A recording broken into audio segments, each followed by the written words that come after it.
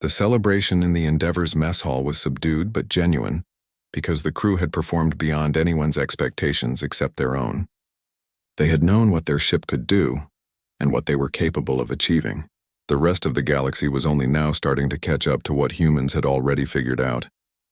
Lisa sat with her senior officers holding a cup of real coffee in her hands, not the synthetic stuff that council ships served. It was one of the few luxuries. They had insisted on bringing from Earth. Ryan was talking about how they should have seen the look on the Krell tactical officer's face when they micro-jumped behind that dreadnought. And he was grinning broadly. He said he had pulled the helmet camera footage and it was priceless. Nicole interjected that she was more interested in the engineering data because the engines had performed even better than the simulations predicted and they had barely scratched the surface of what the systems could actually do. Lisa cautioned them not to get ahead of themselves, even though she was smiling.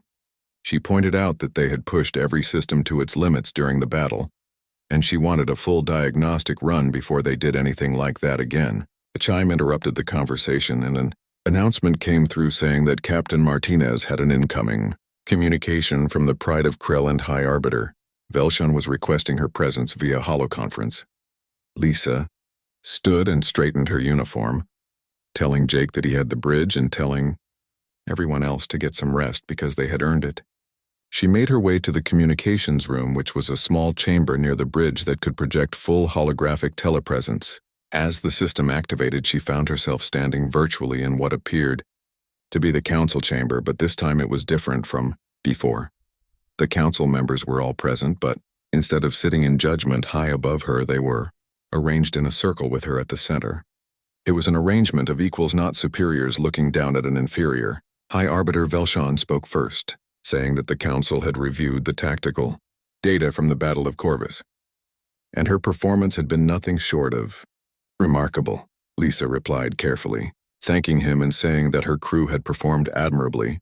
Matriarch Ixana leaned forward with her scales shimmering in the holographic light, and said that she must confess she owed the captain an apology. She said they had judged the vessel by its appearance and dismissed its capabilities, and this had been foolish of them. Lisa responded diplomatically, saying that with respect it had been an understandable mistake because human engineering did not always follow conventional aesthetics and humans tended to prioritize function over form. Counselor Thexmore, who had called the Endeavor a rust bucket during the original presentation, spoke next.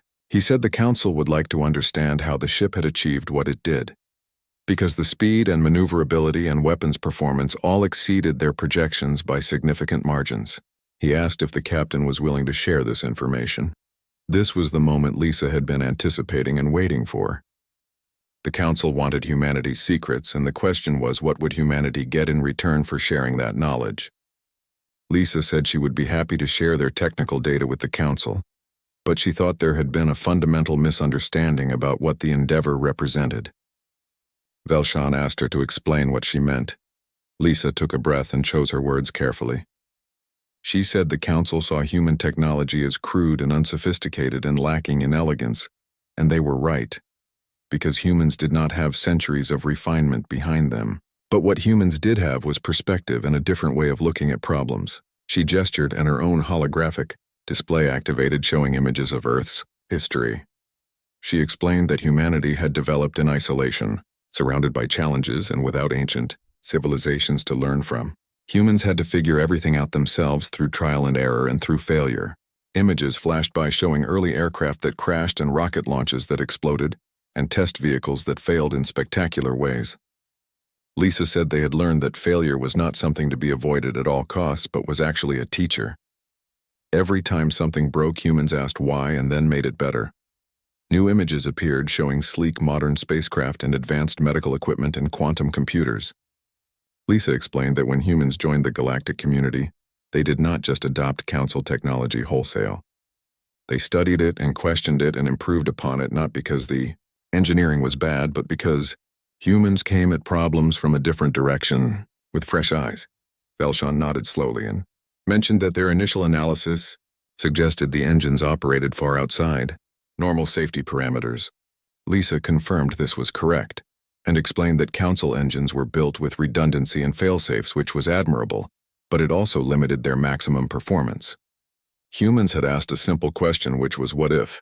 Instead of adding safety margins, they made the core components stronger. What if they built an engine that could handle the stress instead of limiting the stress it would face? Dexmore observed that this seemed like a dangerous philosophy. Lisa agreed it was perhaps dangerous, but said humans had always been willing to take calculated risks. Human history was filled with explorers who sailed into unknown waters, and astronauts who rode explosives into space, and scientists who experimented with forces they barely understood. It was in human nature to push boundaries and refuse to accept limitations. Matriarch Ixana's eyes glinted with what might have been respect as she asked if this philosophy extended to combat tactics as well, because the maneuvers performed during the battle would have been considered reckless by any council captain. Lisa said yes and no, because what seemed reckless was actually carefully calculated. Human computers ran thousands of simulations per second, and human inertial dampeners could handle forces that would incapacitate most species. The crew trained extensively for high-stress situations, so they did not take unnecessary risks, but simply had a different definition of what was necessary. There was a moment of silence as the council members absorbed this information and thought about what it meant for the future. Finally, Velshan spoke, saying that the council formally apologized for dismissing the vessel, and by extension humanity's contributions to the Allied Defense Initiative. He said they had been wrong.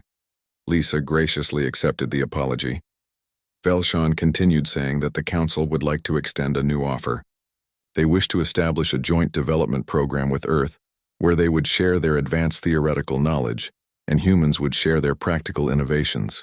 Together they might achieve things neither civilization could accomplish alone. Lisa felt a surge of triumph inside, but kept her expression neutral and professional. This was what Ambassador Daniel Brooks had been hoping for all along, which was not just acceptance but true partnership based on mutual respect. She said she did not have the authority to accept on behalf of Earth, but would recommend it to her government and believed they would be very interested. Ixana said that was excellent and added that the council had one more question. She asked how the ship had achieved such precise micro-jumps, because council vessels required extensive calculations and could rarely jump with accuracy greater than 1,000 kilometers, but the Endeavour had jumped to within 300 kilometers of its target multiple times. Lisa smiled because this was her favorite part. She explained that it was thanks to human gaming technology. Dexmore sounded confused, asking what gaming meant. Lisa explained it was entertainment simulations, and that humans had been developing complex computer games for over a century. These were fast-paced games that required split-second decisions and precise control, and the computing power and algorithms humans developed for gaming far exceeded what was needed for most practical applications. They had simply adapted that technology for their navigation systems. Velshan spoke slowly, asking if she was telling them that their military advantage came from entertainment software. Lisa confirmed that partially yes, and explained that humans had always been good at finding unexpected applications for existing technology, and that was another one of their strengths. The council members looked at each other with silent communication passing between them. Then Velshan spoke again, saying that on behalf of the Galactic Council he officially authorized the FSS Endeavour for frontline duty in the Allied Defense Initiative. The vessel would no longer be relegated to support roles because they had proven they belonged at the vanguard. Lisa thanked him and said they would not let the council down. The conference ended and Lisa found herself back in the communications room alone with her thoughts. They had done it, and against all odds they had proven humanity's worth to the galaxy. She made her way back to the mess hall where her crew was still celebrating. When she entered, everyone turned to look at her expectantly, and Jake asked what the council had wanted. Lisa's grin said everything as she explained they wanted to work with humanity through joint development programs and technology sharing and full frontline authorization. She said humans were not the new kids anymore, but were partners. The mess hall erupted in cheers and Nicole raised her coffee cup. 8 Vrax warships pursued the Endeavour through the Corvus sector, and their captains were screaming orders as the human vessel danced between asteroids and debris fields with impossible agility that should not have been possible for a ship that size. What should have been an easy kill for 8 ships against 1 had turned into a humiliating chase that was being watched by both fleets and the Vrax. Captains knew their reputations were on the line. Kate called out from sensors that the enemy ships were gaining on them and would be closing to weapons range in 30 seconds. Lisa asked Nicole Harper, the chief engineer, about the status of their engines, and Nicole's voice came back over the communication system, sounding excited rather than worried. She said they were running at 112% of rated capacity, and Council engineers would probably have heart attacks if they saw these readings, but the engines were stable and could take the punishment. Lisa had to admire the confidence of her chief engineer, who had spent years working on these systems and knew them better than anyone. The Endeavor's engines were human-designed from the ground up, and they incorporated Council fusion technology, but threw out all the conservative safety margins that limited performance. Human engineers had asked a simple question, which was, what if they built the engine stronger instead of building in more safety features, and the result was an engine that could outperform anything in the galaxy, at least for short bursts. Lisa told Holly Grant at Navigation to take them through the nearby asteroid cluster using maximum evasive pattern, and Holly acknowledged, saying to hold on to something. The Endeavor rolled and twisted through the dense asteroid field with a grace that seemed impossible for such an ungainly-looking ship. The navigational computer was running on quantum processors that were generations ahead of Council technology, and it calculated trajectories, in real time, threading the needle through gaps that should have been impossible to navigate at such high speeds. Behind them, the Vrax ship struggled to follow the same path, and two of them collided with asteroids, causing their shields to flare and their hulls to buckle from the impact. A third ship clipped a large rock and went spinning out of control, with its crew probably fighting to regain stabilization. That left 5 pursuers, and they were angry now and determined to destroy the human ship that had embarrassed them in front of everyone. Ryan announced that they had multiple weapons locks, and the enemy was firing everything they had at the Endeavor. Lisa calmly ordered point defense to go active, and the ship's defensive system came online. This was another human innovation that used a different approach than standard shields. Instead of energy shields trying to stop energy weapons, the ship deployed thousands of small kinetic interceptors, which were tiny rockets that could be fired in swarms to intercept incoming missiles and disrupt targeting sensors.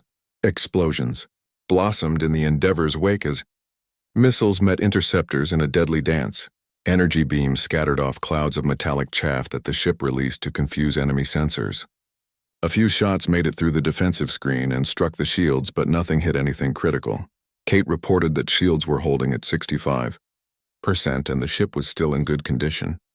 Jake suddenly announced that he was reading a massive energy signature ahead, and it was Corvus Station, where the Vrax must have brought in their command ship. He said it was 3 times the size of anything else in their fleet and was probably their flagship.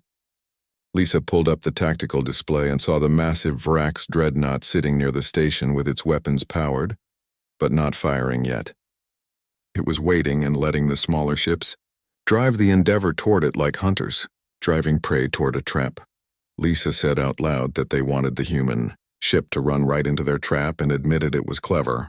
Holly asked what they should do now, and her hands were steady on the controls despite the tension everyone was feeling.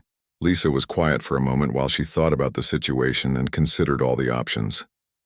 Then she smiled with that same confident expression that had been unnerving the Vrax since the battle began.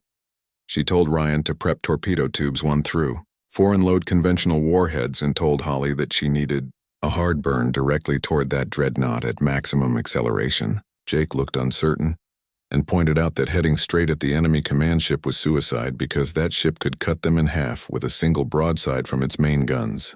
Lisa simply said to trust her and asked Nicole to reroute all power from non-essential systems to the engines and shields because they were going to make one run and it had to be perfect. Nicole responded without hesitation, saying she would get it done.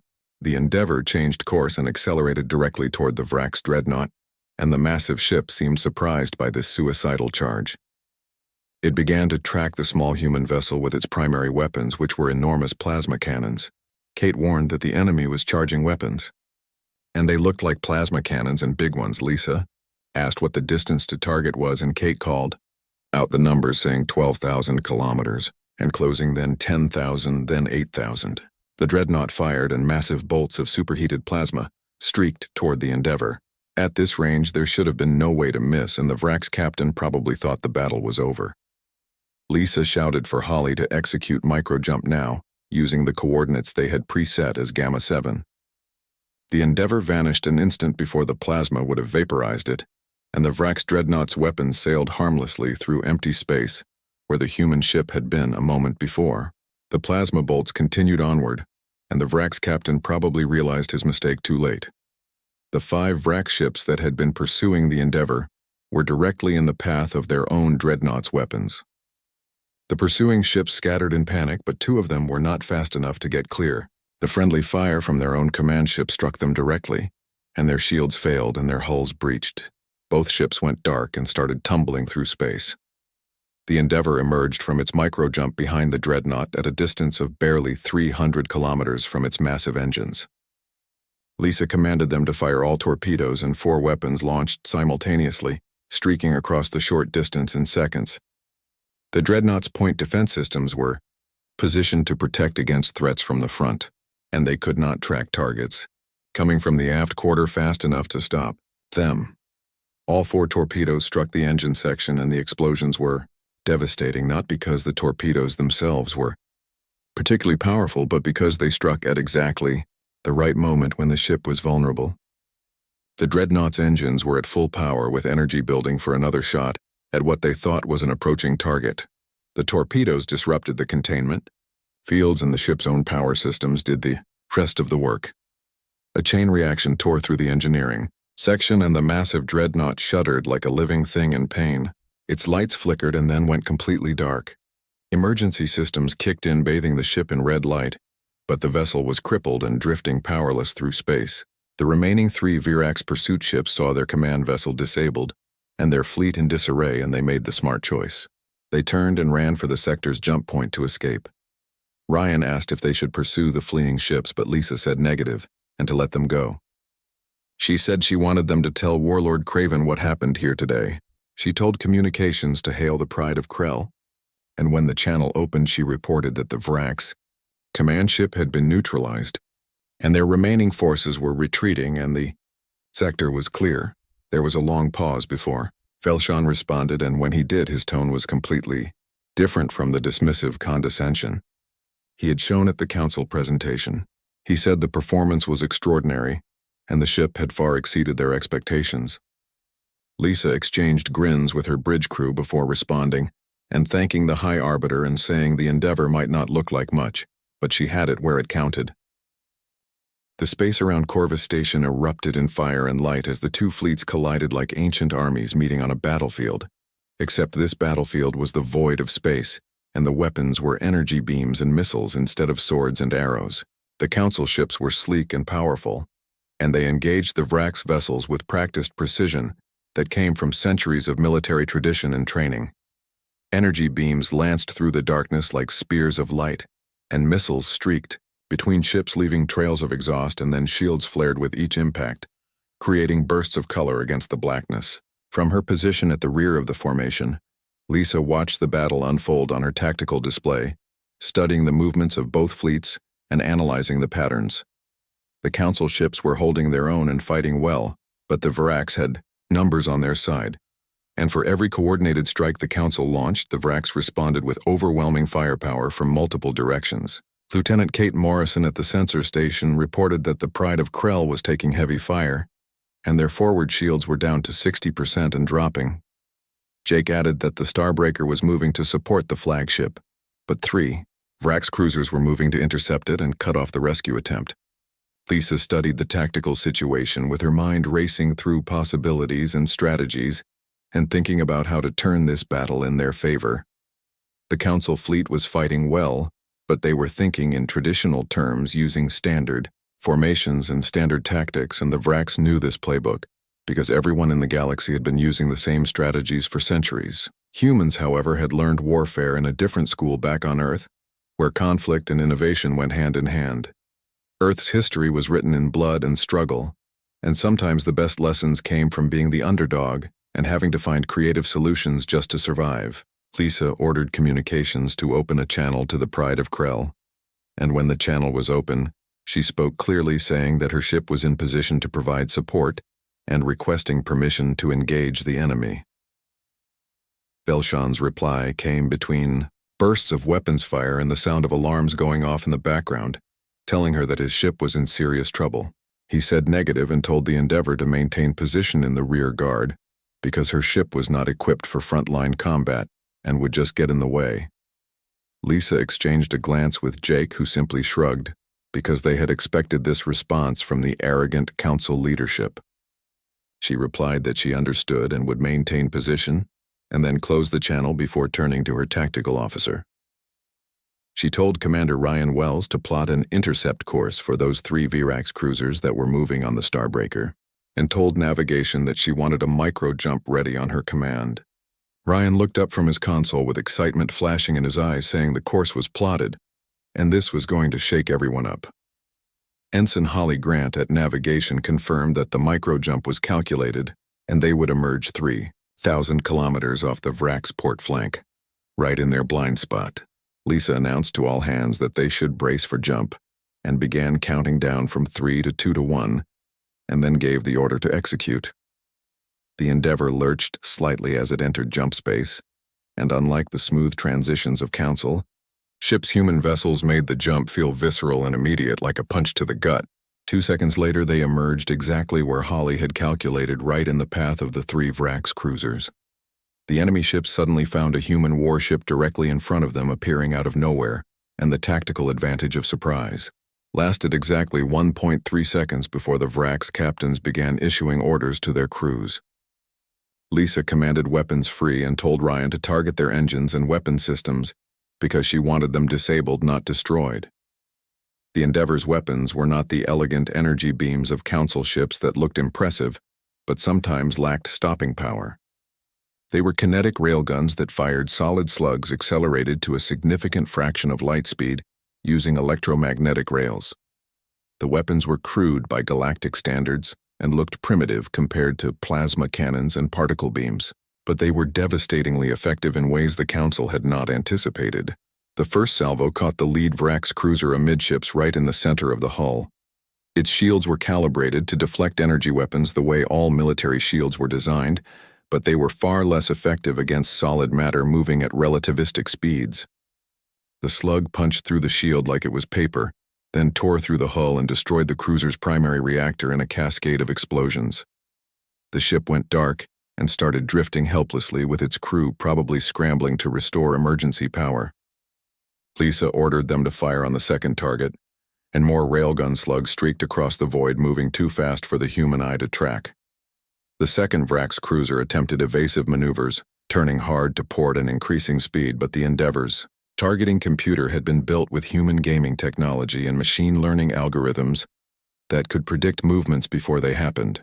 The slugs hit their mark, destroying the cruiser's engines and leaving it dead in space.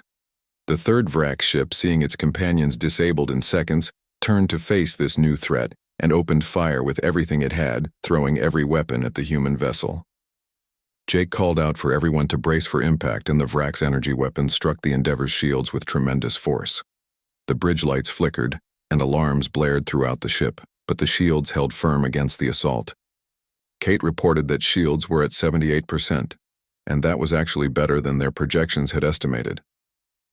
The secret to the Endeavor's success was not just one innovation or one piece of technology, but dozens of small improvements that humans had made to alien technology after studying it carefully. The shields used a layered defense system adapted from Earth's study of soap bubbles and honeycomb structures, creating multiple barriers instead of one strong one. The armor was a composite of Earth metals enhanced with alien alloys, creating something stronger than either material alone through a process that combined the best properties of both. The power systems were more efficient because human engineers had asked why they needed so many redundant backups and had streamlined the design. The computers were faster because humans had been building processors for gaming and entertainment for decades. The weapons were more accurate because humans understood ballistics and physics in ways that species who had always relied on energy weapons did not. Humans had taken the Council's technology and made it better through sheer determination and creative problem-solving and a refusal to accept that, just because something had always been done a certain way, that it was the best way. Lisa ordered them to return fire and disable the third ship, and the Endeavor's railgun spoke again with authority. This time, the Vrax captain made a critical error because he tried to tank the hits with his shields instead of evading. The kinetic slugs overwhelmed the shields through brute force and struck the ship's weapon batteries, causing secondary explosions that rippled across the Vrax cruiser's hull and left it defenseless and drifting. In less than 2 minutes, the Endeavor had neutralized 3 enemy vessels, and the communication channels exploded with chatter from the other council ships. Officers were asking how the human ship moved so fast and what kind of weapons those were, and did anyone see what it did to those shields. Velshan's voice cut through the noise, asking what that was, and Lisa allowed herself a small smile. She replied calmly that they were just doing their part, and the flank was clear now, and suggested that the Starbreaker should proceed with its attack run as planned. There was a stunned silence on the other end, and then Velshan acknowledged her report and said, "Well done," in a tone that suggested he was having trouble believing what he had just witnessed. The tide of the battle was beginning to turn in ways no one had expected. 3 weeks had passed since the disastrous presentation at the council, and the situation in something called the Outer Rim had gotten much worse very quickly. The Vrax Dominion was a hostile empire that had been testing the council's borders for months, like a bully poking at someone to see if they would fight back. And now they had finally made their move in a big way. A Vrax war fleet with 30 vessels had swept into the neutral Corvus sector, claiming it for their empire, and daring the council to do something about it if they thought they were strong enough. The Galactic Council put together an expeditionary force to push back against the Vrax and take control of the disputed territory again, and High Arbiter Velshan personally took command of the mission from his flagship, which was called the Pride of Krell, and was a massive dreadnought that could level an entire city from orbit if it wanted to. The Council fleet was impressive by any measure you could think of, with 15 ships drawn from the most powerful civilizations in the galaxy, and each one was a masterpiece of military engineering that had taken decades to design and build. The Etherian light cruiser called Starbreaker could accelerate to almost the speed of light in normal space without needing to jump, and the solenoid battleship named Scales of Justice carried enough firepower to crack a moon in half if it fired all its weapons at once. Together, these ships represented the pinnacle of galactic military might, and the council members were confident that the Vrax would run away the moment they saw such an impressive force coming toward them.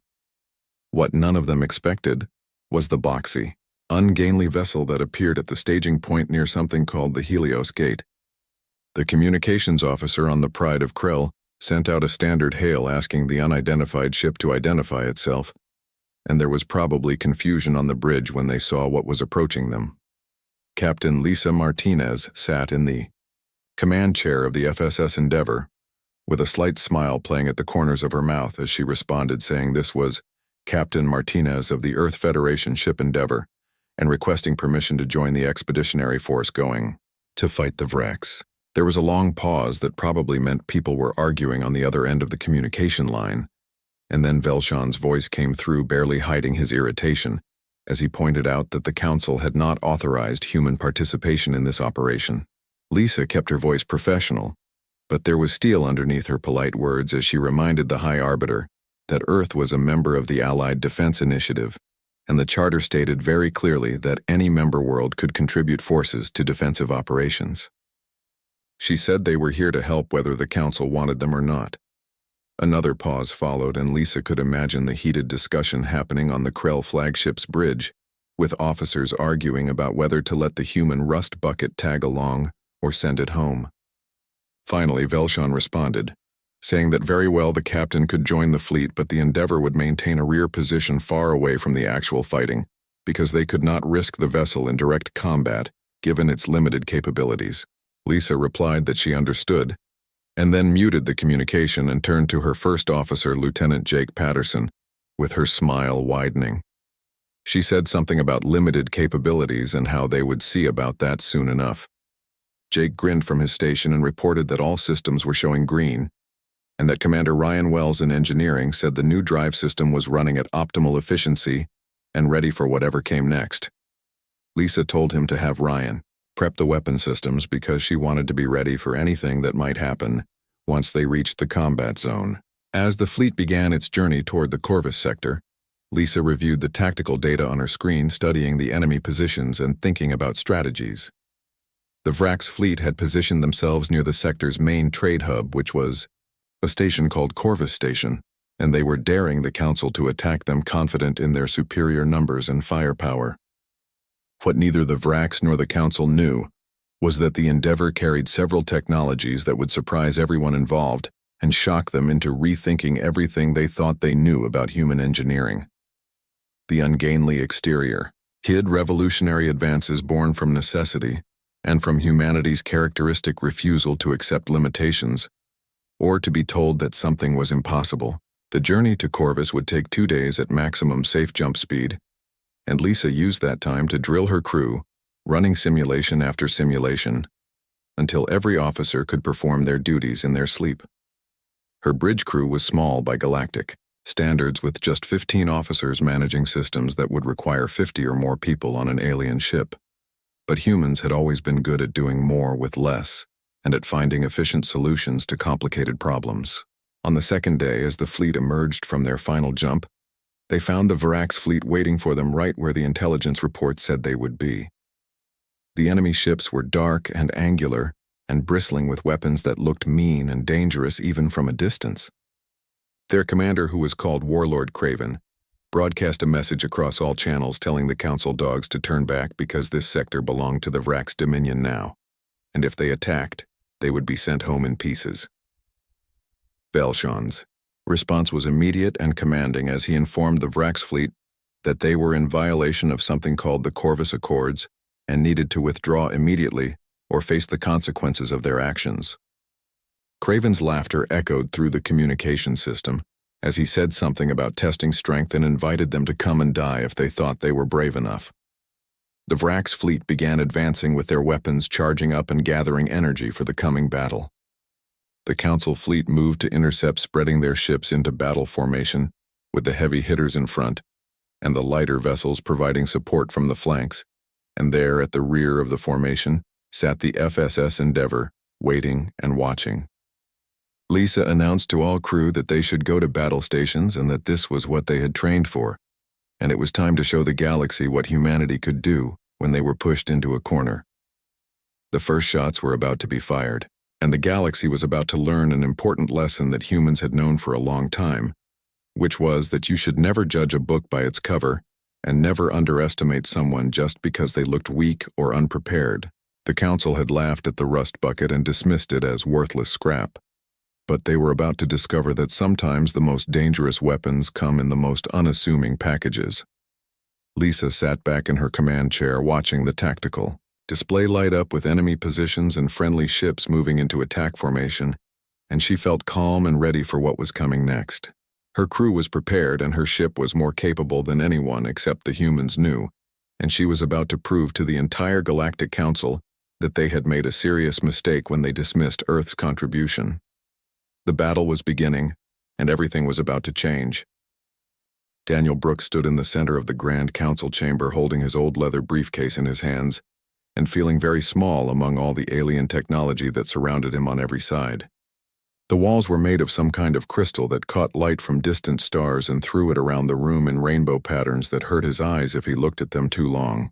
Captain Lisa Martinez stood next to him in her crisp Navy uniform, and she looked much calmer than Daniel felt at that moment, even though they had both traveled for 18 hours, through 3 different jump gates just to reach this place on a planet called Zentari Prime. The Council members sat high above them on platforms that made Daniel think of judges looking down at criminals in old courtrooms back on Earth, and that thought did not make him feel any better about what they were about to do. High Arbiter Velshan of the Krell Empire sat with all 4 of his arms crossed over his chest, and he looked bored, or maybe annoyed, and Daniel could not tell which was worse. Next to him was Matriarch Ixana, whose scales caught the light and shimmered in a way that might have been beautiful if Daniel was not so nervous, and she seemed to be hiding a smile that did not look friendly at all. There were 23 other species sitting in the remaining seats, and every single one of them had been traveling through space and building incredible ships long before humans had even figured out how to make fire. Daniel cleared his throat and began talking about how proud humanity was to present the FSS Endeavor as their contribution to something called the Unified Fleet Initiative, and as he spoke, the holographic display above his head flickered and came to life, showing their ship in 3 dimensions for everyone to see. The Endeavor did not look like the sleek warships that the council members were used to seeing, and Daniel knew it. The ship was boxy and practical looking, with armor plating that seemed to be put together from different pieces, and there were conduits running along the outside where they probably should have been hidden inside, and the engine parts looked way too big for the rest of the ship. A strange sound rippled through the chamber, and it took Daniel a few seconds to realize that the aliens were laughing at them. Felshawn spoke first, and his voice came through a translator device that made him sound dismissive and bored at the same time, asking if this was really their warship, because it looked like something assembled from salvage. Lisa took a step forward, and her jaw got tight the way it did when she was angry, and she tried to explain that the Endeavor represented human ingenuity and practical engineering, and that while it might not look impressive, she could assure them all that it was capable of amazing things. Counselor Thexmore interrupted her before she could finish and said the ship looked like a rust bucket and more. Laughter echoed through the chamber, bouncing off those crystal walls and making Daniel feel smaller than ever. The counselor asked if humans could really not do better than this scrap heap, and Daniel felt heat rising up his neck and into his face, but he kept his expression calm and diplomatic the way he had been trained to do. He tried to continue the presentation, saying that if they would just let him show them what the vessel could actually do, they would understand, but Matriarch Ixana waved one of her claws in the air in a gesture that clearly meant she had heard enough. The Matriarch said they would not need to see any more of the presentation, and that, while the council appreciated humanity's enthusiasm, they could not in good conscience add such a vessel to their defensive fleet because it would be an embarrassment to everyone involved. Felshawn added in that condescending tone that they did recognize Earth's desire to contribute, and maybe humans could focus on support roles instead, like medical ships or cargo haulers, and the council murmured their agreement, and just like that, the matter was settled as far as they were concerned. Lisa's hands formed into fists at her sides, and Daniel could see her whole body was tense with anger and frustration. She had spent 3 years overseeing the construction of the Endeavor, working day and night with the best engineers Earth had to offer, and the ship was her pride and joy, and these pompous aliens had dismissed it in less than 5 minutes, without even giving her a chance to prove what it could do. Daniel placed a gentle hand on her shoulder and thanked the council for their time in a voice that was carefully neutral, and said they would take the recommendations under advisement, even though both of them knew that was just diplomatic talk for saying nothing at all. As they walked out of the chamber, Lisa finally let her frustration show and asked Daniel why they had not demanded a flight demonstration, because one test run would show all those aliens what the Endeavor could really do. Daniel replied quietly that the council would not have agreed to it anyway, because to them humans were just the new species who had only joined the galactic community 30 years ago and were still primitive and backward compared to civilizations that had been exploring space for thousands of years. He said the council members had already made up their minds before the presentation even started. Lisa muttered that they were fools then, and Daniel smiled in a grim way and said perhaps they were, but soon enough they would learn what happened when someone made the mistake of underestimating humanity. Neither of them noticed the figure watching from the shadows of the observation gallery, high above the council floor. Commander Kyle Henderson from Earth's Special Operations Division had attended the presentation in secret, and he had seen and heard everything that happened. As the council continued their session and dismissed humanity's contribution without giving it a second thought, Kyle was already thinking about a plan forming in his mind. The council wanted proof that humans could contribute something worthwhile, and they wanted to see evidence that Earth was more than just a primitive backwater planet with delusions of grandeur. Kyle thought they would get that proof whether they asked for it or not, and whether they wanted it or not, because humans had never been good at accepting rejection or taking no for an answer. He thought about the Endeavor sitting in the orbital dock and about all the secret technology and innovations that were hidden inside that ugly, boxy exterior, and he smiled to himself in the darkness. The galaxy was about to learn a very important lesson about humans, and that lesson was simple and clear. Never judge a book by its cover, and never laugh at something just because it does not look the way you expect it to look. because sometimes the most dangerous things come in the most unassuming packages. Kyle left the observation gallery and headed back to his ship, already composing the message he would send to Earth Command and already imagining the looks on those alien faces when they finally saw what the Endeavor could really do. The Council had laughed at humanity's rust bucket, but they would not be laughing for much longer, and Kyle intended to make absolutely certain of that.